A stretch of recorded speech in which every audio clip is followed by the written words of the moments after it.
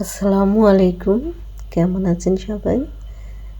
আপনি কিভাবে কাশ্মীরি ভরাটটা করবেন একটু দেখে নিন। প্রথমেই মাঝখান থেকে এই ভরাটটা করলে খুব সুন্দর হয়, সুন্দরভাবে করা যায়। এক পাশ থেকেও করা যায়, কিন্তু ওটা অনেকের ভালো হয় না। আসলে চার কোনা যে ডিজাইনটা ভালো শেপ হয় না। আর মাঝখান থেকে এক পাশ ভরে গেলে আর এক পাশ আবার করতে হয়। দেখেন কিভাবে করতেছে। এক পাশ হয়ে গেল,